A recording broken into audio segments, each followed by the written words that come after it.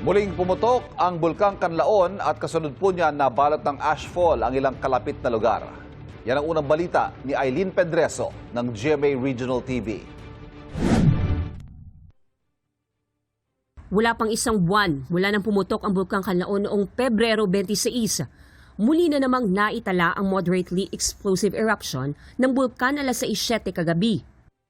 Kita sa thermal camera ng PHIVOX ang pagputok ng bulkan ng mahigit 30 segundo. Ang ilang residente ng barangay Biak na Bato sa Lacasiliana, Negros Occidental nagulat nang makita ang taas ng usok na ibinuga ng bulkan. Sinundan ito ng ashfall na bumalot sa ilang kalsada at bahay.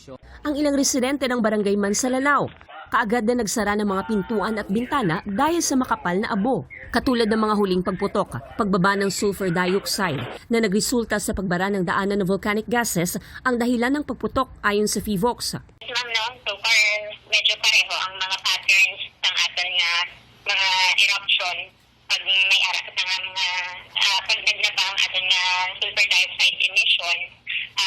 Usually dira kita naga-fund no? Dira natin na experience din nga or na-observe nga may ara kita din yung mga moderate explosive eruption. Hindi inaalis ng PHIVOX ang posibilidad na itaas sa Alert Level 3 ang status ng bulkan kung sakaling tumaas ang seismic activities nito. Although ang nga mga frequent na eruptions nagapakita lang kung na very active, high active kasubong aton nga bulkan. Kung ini siya nga mga eruption ng magpadayon kag ang mga parameters kung ini sila magpakita sang significant change, posible kita nga magpasakat ang aton nga alert level.